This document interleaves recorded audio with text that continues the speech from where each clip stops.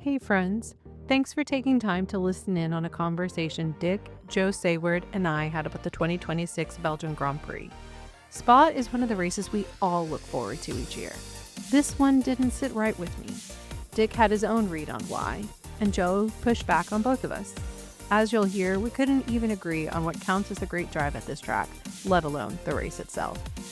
But before we get to our conversation, I need to ask, can you help us out? If this show adds value to your F1 experience, please take a moment to follow us and give us 5 stars on your favorite podcast app. Share this episode with other F1 fans. That's how people find us, and it's how we keep growing this community. Hope you enjoy our conversation. All right, gentlemen, it is good to be back and discussing another motor race, as you said, Joe. This one happened to be in Belgium. It took me a minute. Well spotted. Well Took me a spotted. minute. So let's get started. Guys, what was your highlight of this race? Joe, you want to go first? Um, well, I think the outstanding thing about it, first of all, I mean, Spa is an outstanding circuit, and anyone who's never been there should go and see it. Even with these current generation of cars, it's still spectacular. And I thought the Mercedes, certainly Kimi's anyway, was completely dominant. I mean, the only reason there was ever Ferrari up the front was because of it's an interesting call on the safety, the safety car interlude that put, I think it was a virtual safety car actually, but which put Leclerc in the lead. It gave him an advantage with some pit stops, and I didn't understand what that was about. There was one bloke running across a track picking up a bit of composite, and it went on for like 2 laps. And I don't know, I'm suspicious by nature of manipulation of races, and I didn't like that at all. Um, uh, which is, I mean, I'm not saying there was, but it just looked really odd. Um, and it put the Ferrari in the lead. Great, terrific. Kimi caught him up and passed him and went away and won. It was always going to happen, I suppose. You know, um, it would have happened sooner if, well, he was ahead anyway. So, he had to go and retake it all over again. So, but it just showed that Kimi in the Mercedes was brilliantly unbeatable, and the championship's back to where it was before his various technical problems. Okay, that was mainly because George got into trouble with Lewis, and Lewis got into trouble for getting into trouble. And so basically everyone else stumbled, all fell over each other, leaving it between Charles and Kimi, really. I mean, the others weren't particularly in it. They weren't too far off, but they weren't really in the fight. So I think for me, that's the outstanding thing. And Kimi is just such a good driver under pressure. He doesn't freak out. He's 19 years old and he doesn't get excited about stuff. If he gets things happen against him, he just shrugs and gets on with it and does it. That's really extraordinary. There is one other thing I'd like to say at this point, and that is that there was a story broken in Belgium about Gwen Legrue leaving Mercedes to go to Red Bull.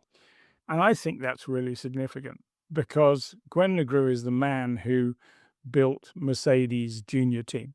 And, he did it right back to Esteban Ocon 10 years ago. And he did it with George, he did it with Kimi. And the fact that he's now moving off to Red Bull, it's not been announced officially and nobody will say anything about it, but it's going to happen. Is for me very significant because Red Bull has always been a cockeyed kind of young driver scheme, and if Gwen is in charge, he will handle it completely differently to the way Helmut Marko dealt with young drivers with a chainsaw. Which isn't. He thought it was the right thing to do. And they sponsored probably 100 drivers, and they got 2 good ones at the end of it because no matter how much you pretend, Max Verstappen was never a Red Bull junior driver because he only joined Red Bull when he signed to race for what was then AlphaTauri, I think, or Or even Toro Rosso, maybe? or Toro Rosso even, that long ago, whichever. I can never Yep. remember which year it was. Yeah.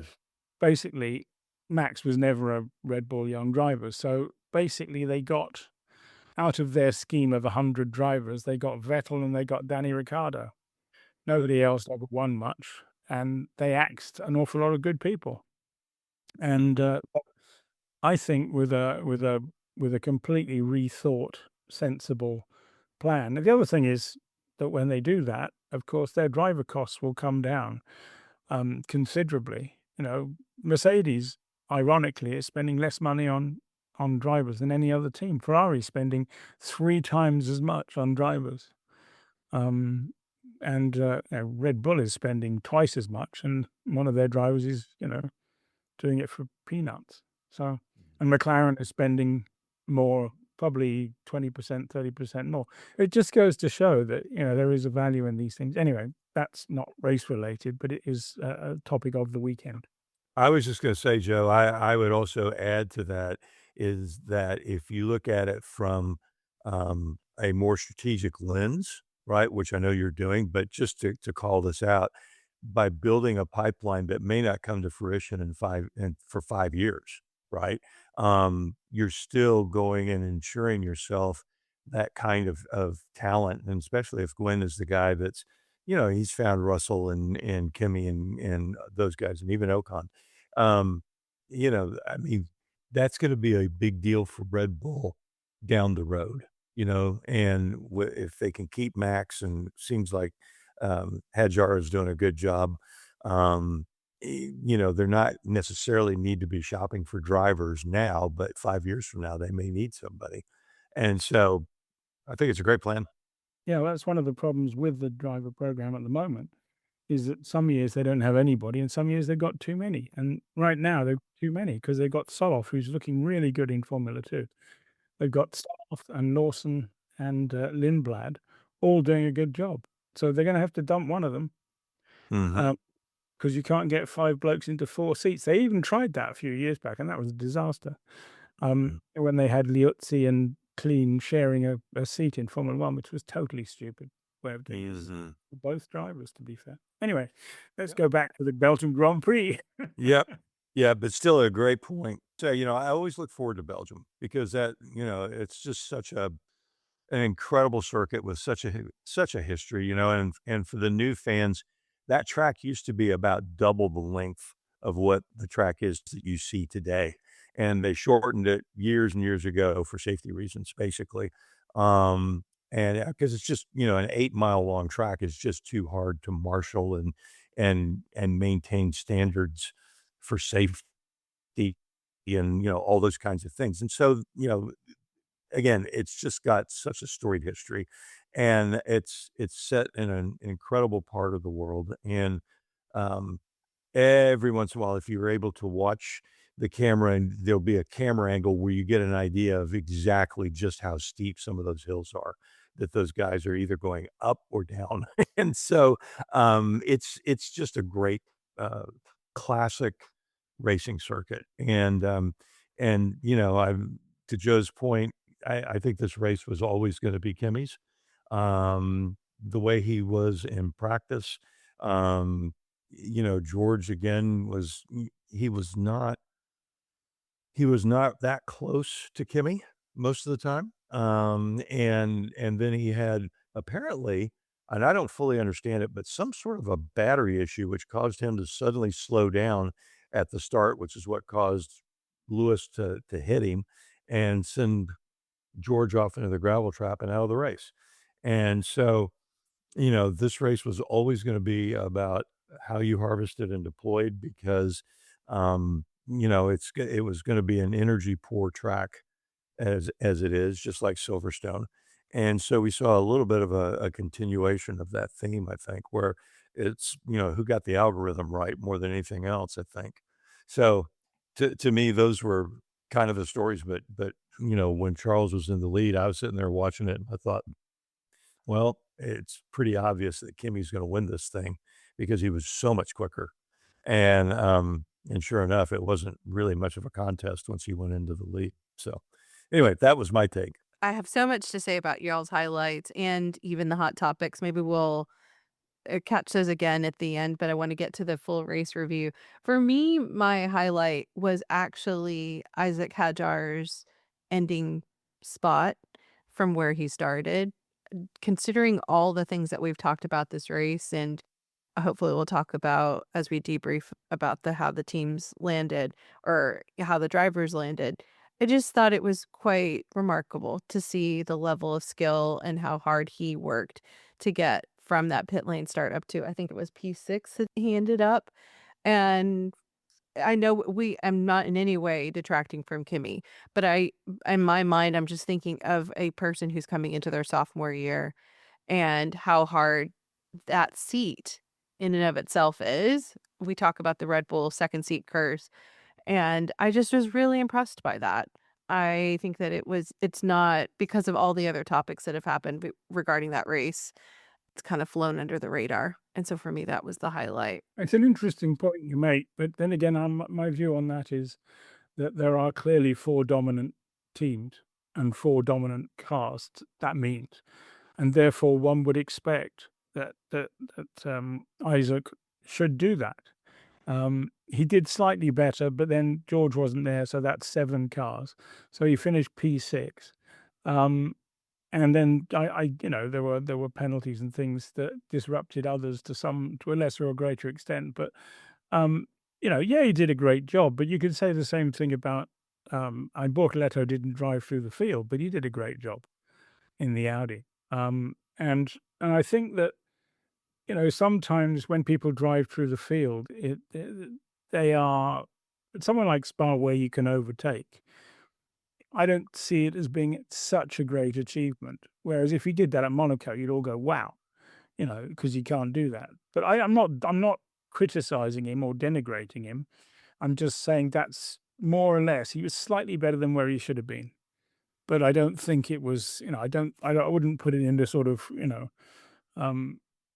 Well, no, I'm not saying that. I'm definitely not saying it's like a highlight that's going to live, for decades. I think that when we look at the reliability issues that have been plaguing, it seems like all the cars. But I agree with you on so many levels. Let me say that first.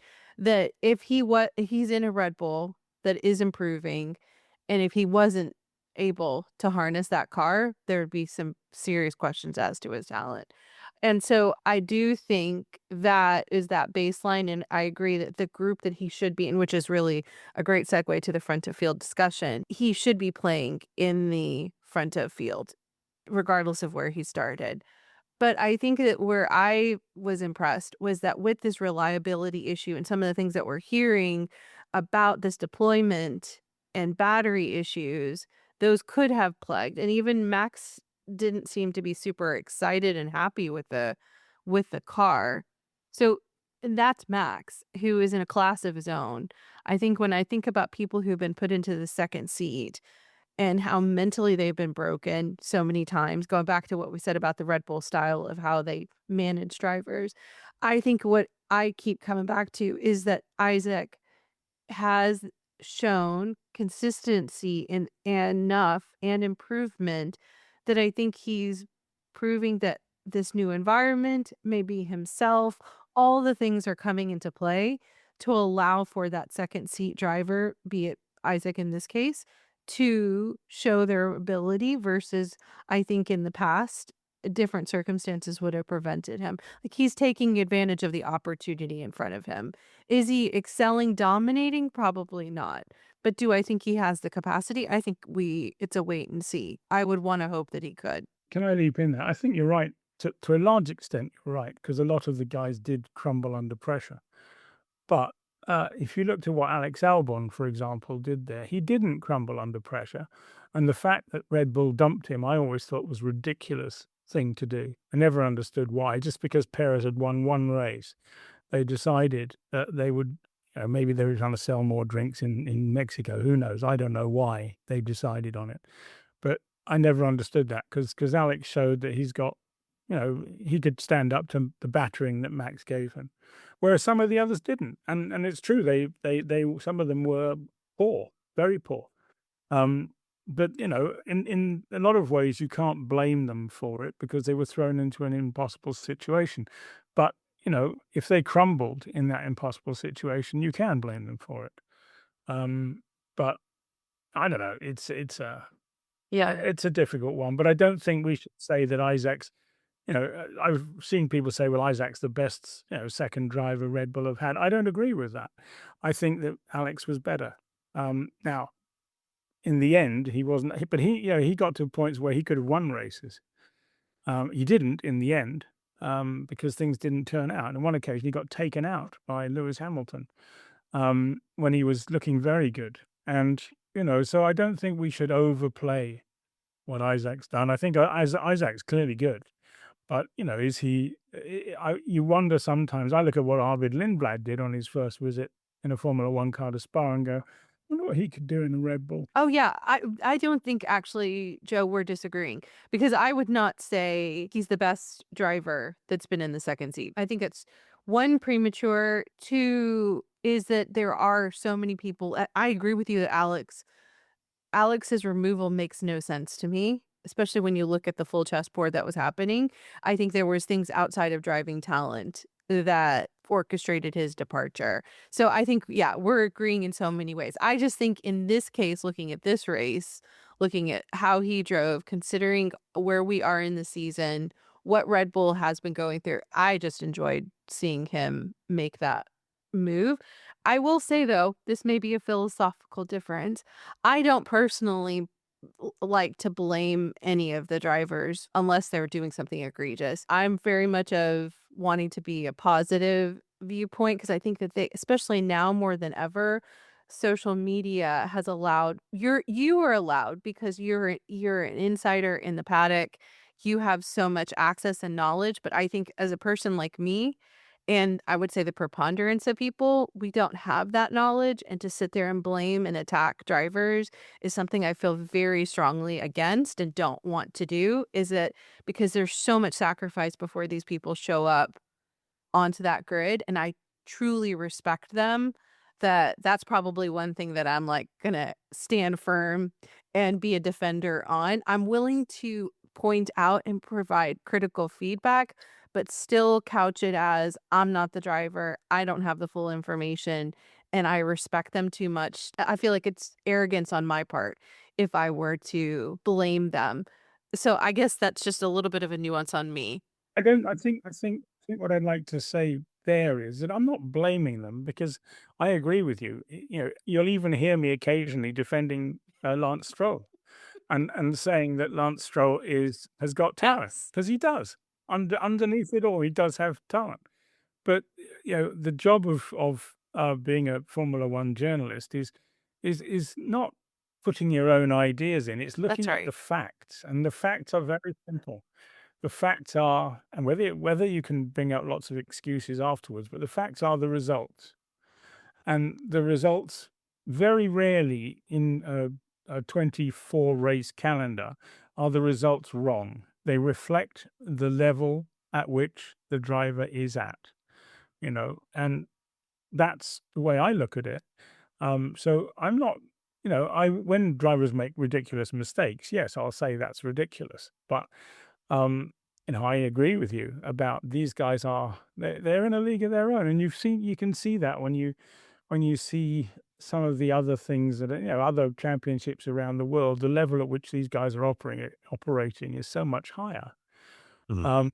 And this is why they're there, and why the others aren't there. And when one of them, when a Formula One driver, even a failed Formula One driver, goes off and does other things, he's still a star. So I think we should always bear that in mind. But there's a lot of other things that get in the way. There's national bias. You only have to look at the football thing, to see national bias in operation.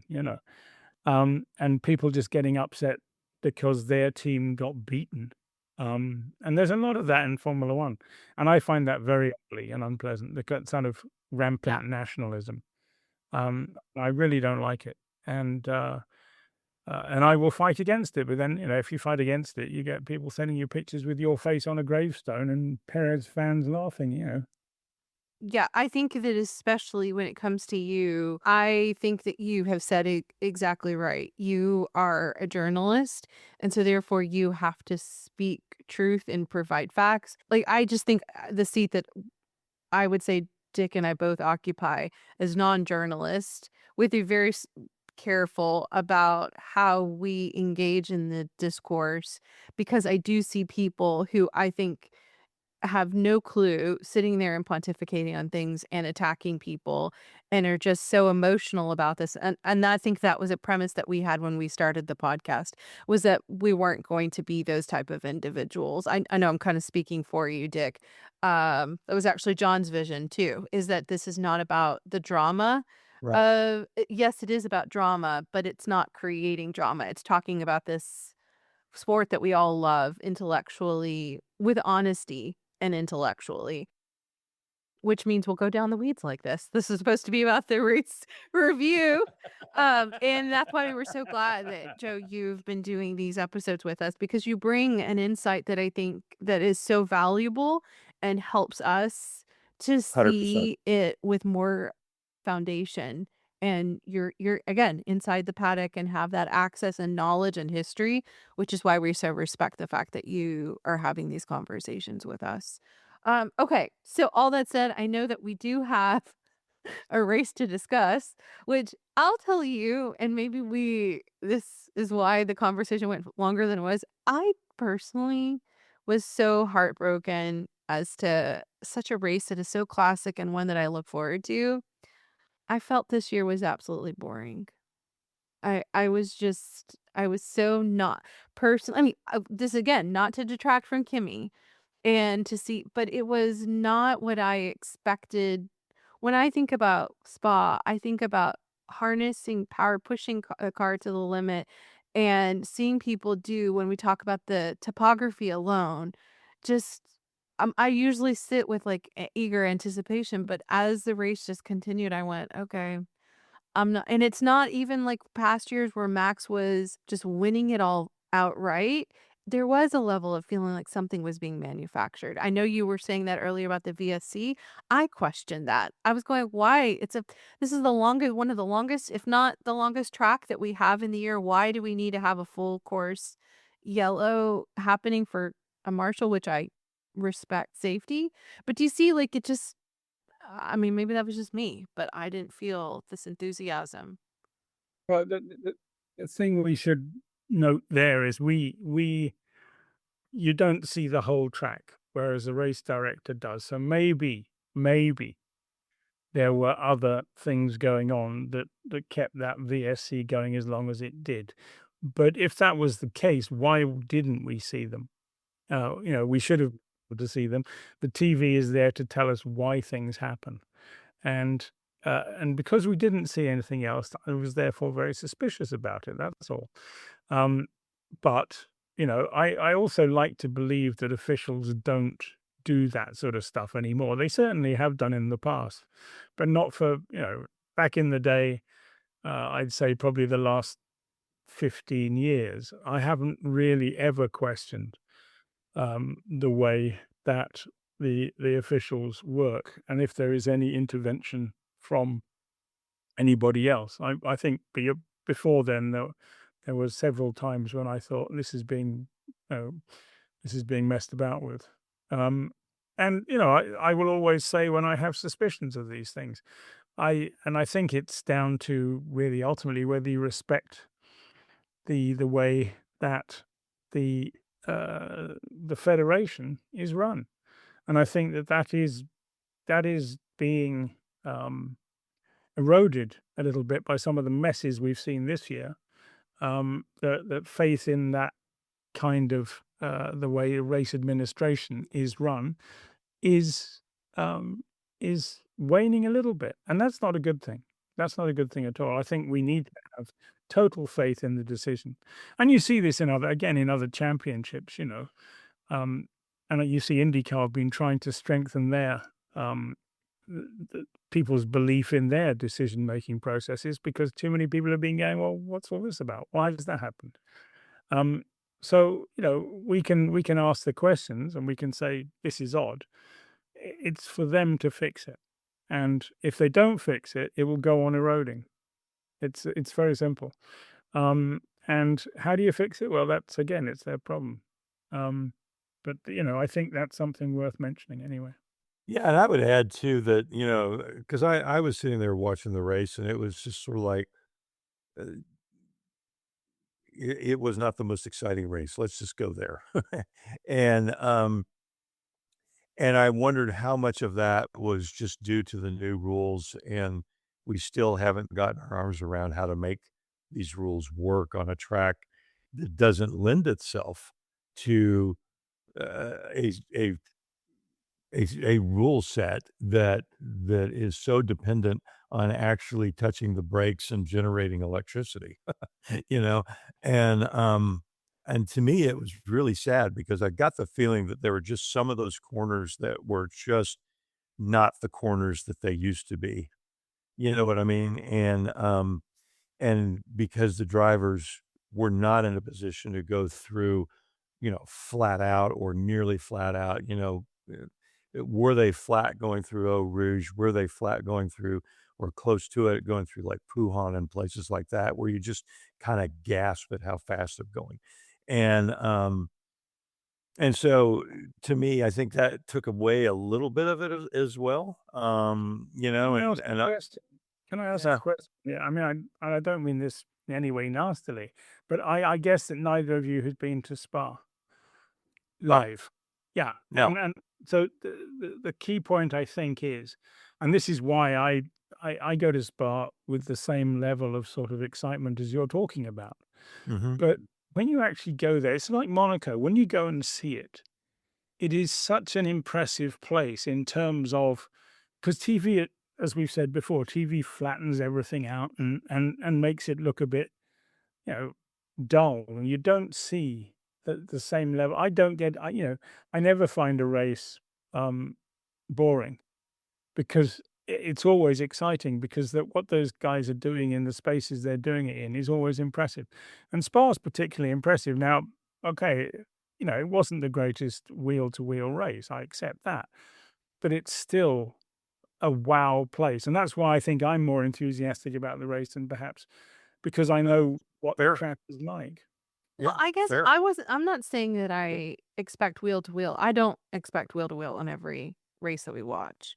I think it's when you have watched it. I mean, I haven't watched nearly as many as you guys have, and that's not trying to call you guys old by any mean.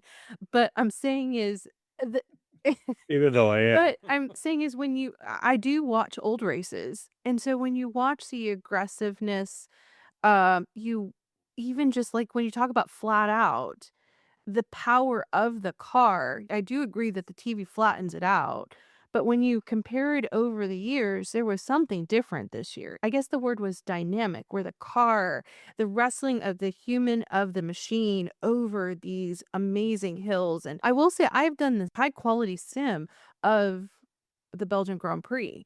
And it wasn't until I got into that sim that I went, oh crap. Now I understand what they're harnessing, especially when you're going up that Eau Rouge and you're going through those turns, your memory. I remember the first time I did the lap, I was like, wait, which way does it go? Like, am I gonna crash into something? I think that's part of why I have such respect for our drivers, because it wasn't until I got in and I realized, oh, and I'm not even doing it with any risk, like, literally, I can push a button and it's gone. I felt like this year, it was just the shine wasn't there, so maybe the offensive word is boring, it just wasn't as exhilarating in the past of watching them push because I feel like the cars were not cooperating with the drivers, and maybe that goes back to the regs, but here's the question I have. I've been reading that yes, there were times where the drivers were literally full throttle, but the car, because of the energy management system, was not giving them the full power. They would feel that drop, and it was also inconsistent. And I thought, well, when we talk about drivers needing to go to the edge, if I'm the driver and I'm learning this car, it's a new reg, and each time I'm taking the lap, there isn't a consistency of the car, even if it's doing something I disagree with or dislike. Yeah. They're probably trying to figure out what to do. Do you see where I'm wrestling with, guys? Yeah, no, but you can't. I don't think you can. What you can do is say, you know, the regulations. You can say the regulations are wrong. What we know is that the drivers are driving those machines to the absolute maximum. Okay, if at times they can't drive it as fast as the car might be able to do, if the configuration was differently. In other words, if you have electric power at certain points, you'd be able to do more. But if you did that, you'd lose elsewhere. You can't. I don't think it's right to question. Um, I don't think it makes it boring that they are driving it to the maximum. So okay, they can't all be flat out in theory in every corner. But that's always been the case in Formula One. You drive with the machine you're given. The question is whether or not the machines they've been given are the right machines, or were they just too ahead of the game? And the FIA kept on insisting, we're not going to change it away from 100%. We're not going to, 50%. We're not going to change it. We're not going to change it. You're not going to change it. Even when people told them this is what's going to happen. So who's to blame for that? Is that uh, is that the sport that's to blame for that? Is that the federation that's to blame for that? I don't know the answer to that. The teams obviously had some input in the rules, but not, the FIA was told this would happen and they didn't Mhm. change it. And now, Mhm. when there is a reaction in the finest traditions of, oh, gee whiz, look, the horse is bolted, let's shut the door. That's what they're doing. So Yeah. one has to question the not so much the sport as a whole, but the people who came up with the rules that made the sport what it is today. And So it's that's Yeah. really the problem.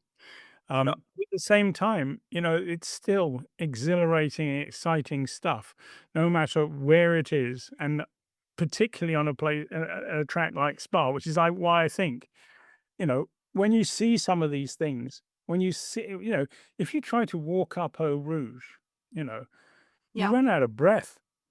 And I don't know if your simulator Oh, had yeah. any Oh, motion my word. uh, Yeah. devices on it. Yeah, but that will still not give you anything Agreed. like the G forces and the bottoming out and the going up the top and the Agreed. whoa over the top. You won't Yeah. get that. Even on the best simulators, you won't get that. And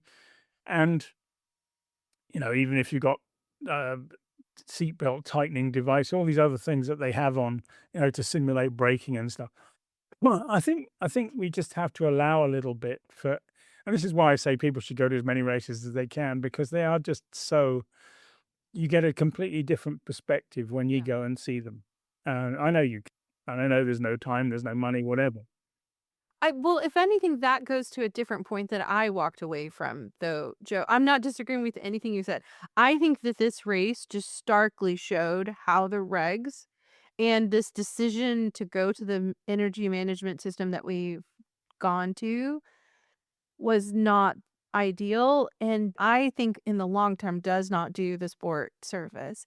I think the other side, going back to what you just said, is that for those people who make the decision to trek out there, it's not even an easy schlep to the spa track. I just had to turn on the TV and watch it. And I was kind of like, okay, this is a good race. Could it be better? Yes. I'm a little bored. Yes, about lap 22. I'm thinking, okay, where's just some of the strategic things that will happen to show what could be even better, right? I thought to myself, if I were an American or I was someone from a different part of the world, I paid the money to come out here. Is this the most dynamic race? I would just be like, wow, these cars, this power, this I don't know. I mean, I literally don't know because I didn't do it. But listening to you, maybe that would have changed the calculation for me if I had actually been on site. But I just think that for the sport, the regulations are not showing what I think we talk about is that this is the most amazing sport. Okay. Yeah, I think the way to answer that is, if you look at the rising audiences at every race, the crowds are record breaking now at every race.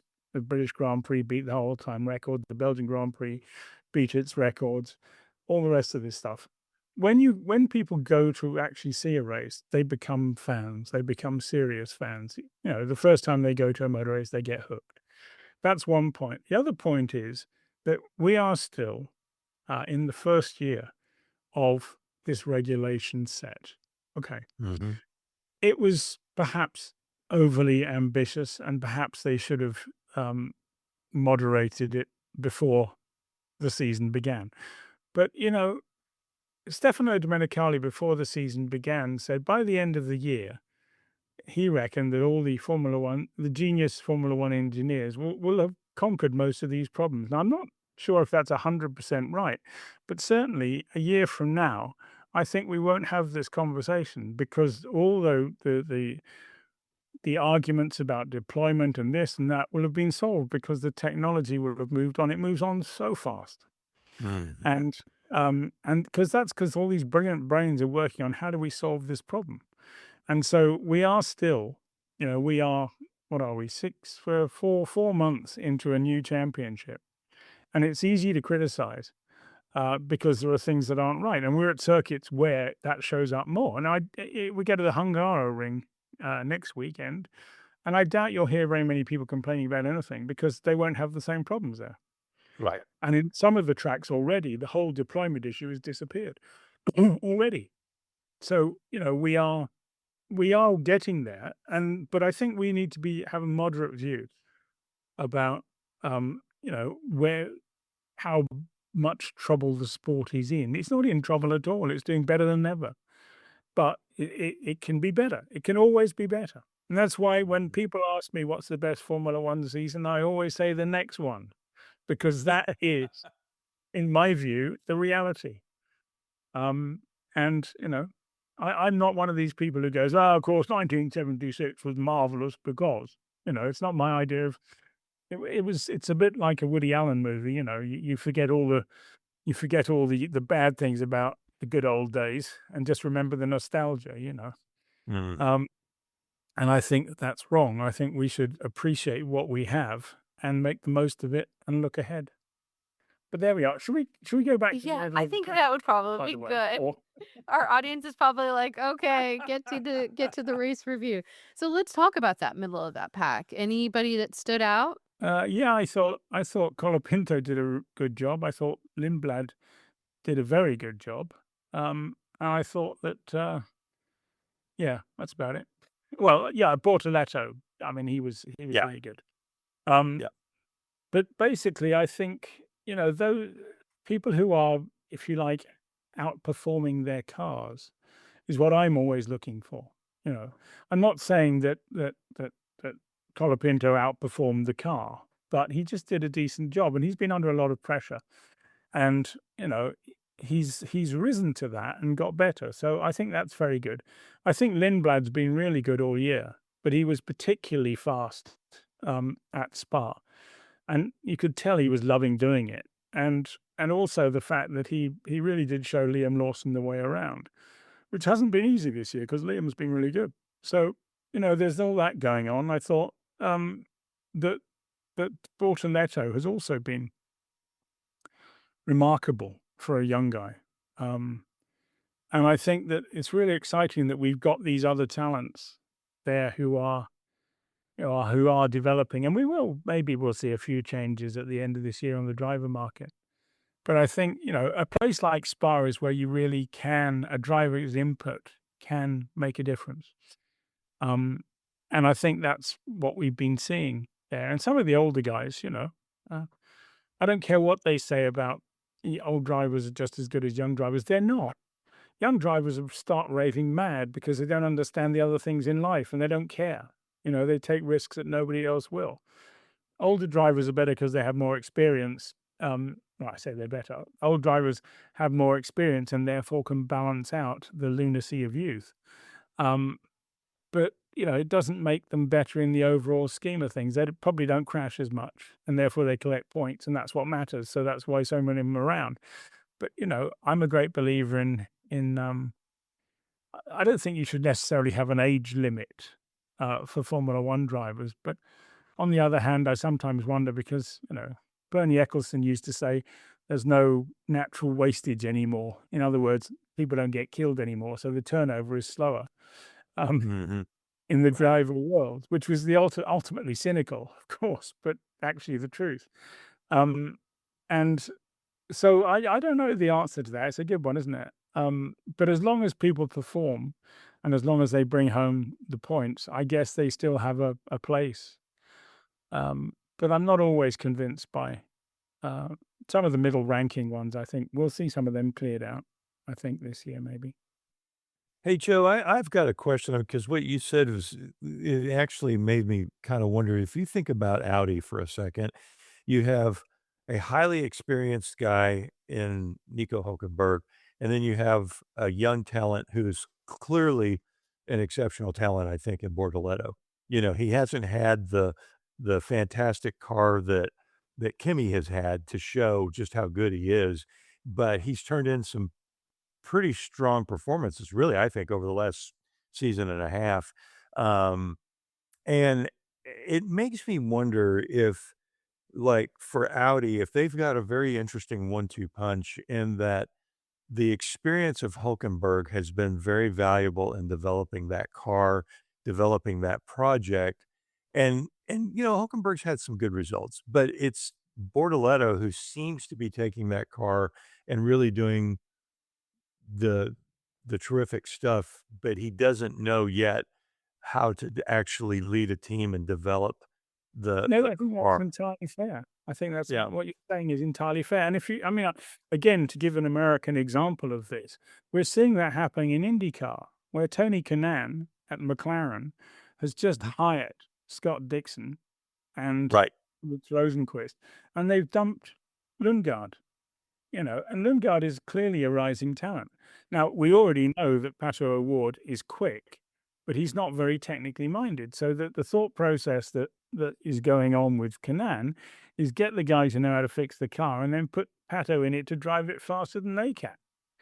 Um, and I think that's really the point. So if you have a young guy who goes fast and another guy who knows how to set the cars up, the best combination ultimately results in the young kid going quicker. Mhm. Yep. So yeah, I mean, there is the balance of the two things. So um, whether it'll work in the case of the Arrow McLaren team, I don't know. We'll have Right. to- But it is, it's a remarkably brave thing for Kenan to do, I think. Yeah. I mean, because if Lundgaard goes off and races for Ganassi and is, not far behind Palau, the other teams may have a great deal of trouble catching up with him. Even, I mean, the whole thing's dominant already, isn't it? So Yeah. Yeah. I mean, um, and I think I I guess there were some personality issues with Lundgaard maybe between the other drivers or something. I've heard whispers of that. Um, but it's I met both him and Siegel last year in uh, oh, in Austin. And I had a long chat with both of them. I was impressed by both of them. I thought, whoa, for young drivers, these are smart guys. They're clever guys. mhm, They're not no fast dimbos. These guys are quick. I mean, Siegel's not as quick, but he's a very intelligent young guy. Uh, mhm, and I was very impressed by Lundgaard because he just seemed to be have everything sort of sorted out in his head. But again, it's a little bit like Ferrucci, I suppose. I met him, and I thought Ferrucci was a clever guy too. And sometimes he was a lunatic on the racetrack, you know. Um, but This is why Philly behind a loves lot him. of these, behind a lot of the drivers these days, you have to have high levels of intelligence to do what they're doing.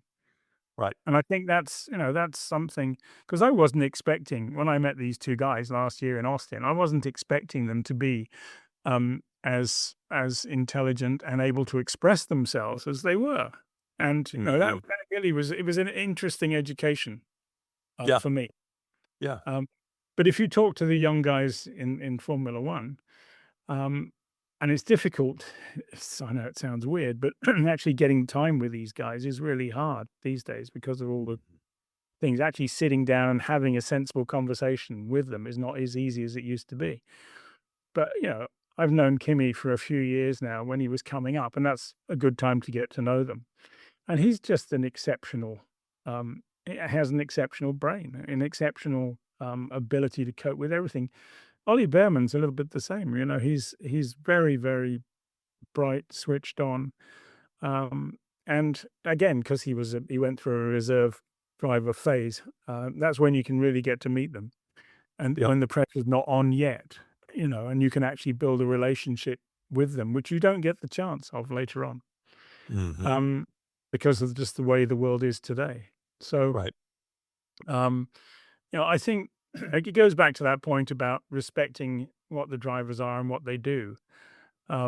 We should always respect them all because to get where they are is remarkably impressive. Yep. Um, and it's so easy to sit at home and say, "Well, this guy's a waste of time," when you don't have a clue if Right. he's a waste of time or not. Yep. And I really try to avoid that. So Yep. Yep. Totally fair. I just want to go back to the generational discussion you guys had. I would just want to chime in on that. I think listening to that, it's also a good business principle that having multiple generations of people together, I think really is a healthy working dynamic because it helps in avoiding groupthink. You have the experienced people versus the new people, that youth and wisdom coming together. So I think it's actually very smart of Audi to have made that matchup. I remember when they did it, I thought that bodes well. Now, are they at the front of the pack? Not yet, but I think that they hopefully can continue improving and utilize the fact that they have two drivers as they do, one who's got that youth and one who's got that experience. So, is there anybody else in the back of the grid that you want to talk about before we sign off today? the only thing there is one thing I would say just quickly, and that is, yes, we know next week Aston Martin is having a big new car. Okay. I mean, it won't be necessarily a new car officially, but it's effectively a new car. The team reckons it will be about 2 seconds a lap faster, which means they're only 2 seconds off the pace. That's what you've got to bear in mind. So don't expect them to be challenging for victories next week. They will be challenging for 12th or 14th place on the grid. That's the very best they can hope for. So, just there's a lot of hype about it. A lot of people saying, yeah, but just wait till the new Aston arrives. I'm just telling you, the new Aston is probably not going to set the world on fire. Probably right. Yeah, and we don't know whether their correlation tools are any good because they're still using some of their tools date back to the days of Jordan Grand Prix. And so, Not Newey many. is yeah, but Newey was saying when he first got there, he was like, "Oh my goodness, yeah, we have the big fancy tunnel, but our tools are terrible." And I know, yeah, he's been spending a year and a half fixing that. But I I view this car as kind of a make or break deal for Aston Martin. If it comes right and they go to 12th place, that's a win for those guys. Um, because with a little bit of trouble, yeah, I know, but Not a win when you spend it. You look at how much money they've spent to get yeah, I know. and what their ambitions have been to achieve, and what Yeah, was being achieved before they, I don't think that's quite right. But I think it's a very good example of the fact that money won't fix things in Formula One. It helps, and it's how you use the money that's important, and right. that is absolutely key. And you can go through the history of the whole of Formula One and show examples of people who've turned up with loads of money and absolutely bombed because they weren't the right mentality, structure, whatever you want to call it. Yep. And there are different reasons for everybody. Usually, a lot of it's down to arrogance. People just turn up thinking they're better than they are, and they get nasty lessons that they don't like and often run away and weep quietly Mhm. after they've been humiliated publicly. So Yeah. this is something that, you know, it's all about building teams and having communities of people. And this is why when you may think it's boring to hear racing drivers talking about how the team has been fantastic and the people back in the factory, all this stuff. No, a lot of people do. They think, oh God, that speech again. That's vitally Exactly. important. Vitally. Exactly. Mhm. I mean, so first off, Yeah. the audience has not seen my face. That even though you and I, Joe, have had moments of debate, I'm actually nodding my head 80% of the time that you're talking. But again, I think that it's such a superficial view to think that the only person of value for a team is the driver. If you're failing to understand the full team aspect of this, if you don't realize that if you are a highly intelligent driver, you better be thinking that team, because they're the reason you're out there. They're the reason you're safely getting in and out of that race. They have so many in race moments, but pre and post race, making sure that you can go out there and focus on your job of extracting the best out of that car. So yeah, my hackles got up because I was like, no, just like I don't want to see people very ignorantly attacking drivers. I think there are teams, those people are working too. And I will say it's largely because of a conversation you and I had a little bit over a year and a half ago, I think too, where we talked about how hard these teams work in and out, what they sacrifice, why the bonus money matters, and that the real toll these staff members of this team play to ensure that that car gets out there. And when I really sat and thought about that, I had kind of a superficial knowledge, but that was a great education conversation for me. And I know that it was for so much of our audience. The other thing I will say, though, is I think it's important that we just realize that what you said about the high intelligence of these drivers is something I think hopefully all of us who come to the sport seek to have.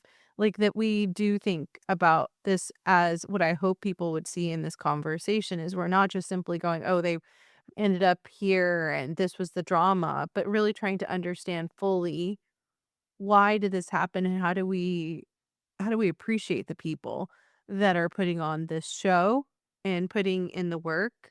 Like it's an entertainment, but it's also a sport. Yeah, I think the big factories have 1,000 people working there. It's not just the driver, and they're Just think about what in the world do 1,000 people do to put 2 cars on a track every 2 weekends? When you start to think about that, it's amazing. You just go, okay, think of the level of detail. Think about, there'll be 200 of those people who are doing things that don't work just to find out they don't work. You right. know? There's And value in knowing that. yeah, exactly. And there are so many different elements and aspects to this sport. It's fascinating and it's growing. It changes all the time, but it's astonishing. And you can't just turn up, which is what Cadillac is finding out now. You can't just turn up with a ton of money, think you're going to throw together a team and become competitive. Right. You're not. And if you tell people you are, they're going to be disappointed. So, it's all about management of expectations as well. You've got to manage expectations. And a lot of Formula One teams are not good at managing expectations. Yeah. Yeah. Yeah. It's not just Formula One teams. No kidding. Well, on that note, I'm going to manage expectations, which is we said that we all would respect the day jobs, and those are calling for at least Dick and me. So we need to get going. Joe, we hope that you continue to be a part of these conversations as you do your amazing journalism. And we're just really grateful to have Yes. you Yes. here sitting with us. So on that note, I look forward. I Awesome. enjoy every minute of it. It allows me to effectively to talk to the fans because you're asking questions. I mean, you are asking questions of a fan, and Dick is asking questions of someone in the industry but outside Formula One, and I get it, and I like to answer those questions because it helps me to understand what people are thinking, and it also helps me to explain better to people and to get ideas about, oh, maybe I should write about that because that's an interesting point. So there's a value in it for all of us. On that note, JSBM, we talked on a few of this week's items, but I think everybody should make sure that they have read this week's and be a subscriber. Yes. I love it. That's every good week. stuff Okay. in there. I've got to get Yep. going, guys. Yep. So I look forward to our next conversation. Okay, friends, what did you think of our conversation? Drop me a line via email, Sabrina at 2guysagirlandf1.com. Can you help us out? If you haven't already, please take a moment to follow us and give us 5 stars on your favorite podcast app, as well as share this episode with other F1 fans. We know our growth is because of you, and the guys and I thank you. And with that, let me say, we'll keep talking and you can keep listening in, because we're just 2 guys, a girl, and F1. For John, Dick, and me, Sabrina, thanks for listening.